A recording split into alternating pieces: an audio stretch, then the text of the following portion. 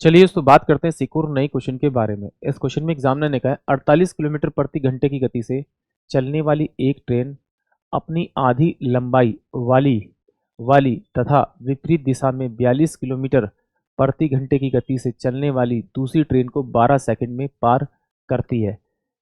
यह एक railway platform को 45 सेकंड में पार करती है तो रेलवे प्लेटफॉर्म की लंबाई क्या कितनी होगी, ये एग्जामिनर मुझसे पूछ रहा है।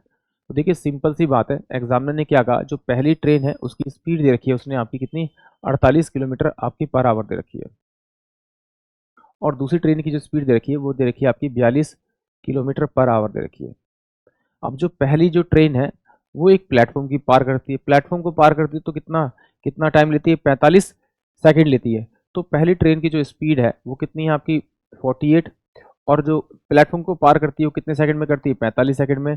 तो 45 से अगर इसको मल्टीप्लाई करूंगा तो ये मेरे पास में क्या आ जाएगा, टोटल डिस्टेंस आ जाएगा। यानी कि इसको अगर मैं 5/18 से मल्टीप्लाई कर दूँ, 5/, तो 9×5 = 45 और 9×2 = 18, और ये 2×24 = 48, यानी कि 5×4 = 20 और 5×4 = 20, 5×10 = 12, 12 और 12×5 = 60, यानी कि टोटल जो डिस्टेंस कवर करती है वो 600 मीटर का डिस्टेंस कवर करती है ट्रेन अपनी और प्लेटफॉर्म को पार करने में। क्योंकि मुझे मालूम है कि प्लेटफॉर्म को पार करने में 45 सेकंड लेती है और उसका जो स्पीड है वो 48 किलोमीटर पर आवर है।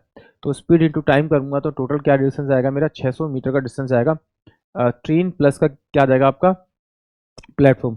यहाँ पर एग्जामिनर दे रखा है कि भाई वो दूसरी ट्रेन को जिससे आधी है, तो अगर इस ट्रेन की लंबाई x थी तो दूसरी ट्रेन की लंबाई कितनी होगी, x/2 होगी। ये मेरे पास में डिस्टेंस हो गया, और इन दोनों एक दूसरे की तरफ आ रही तो उनकी स्पीड क्या हो जाएगी, प्लस हो जाएगी।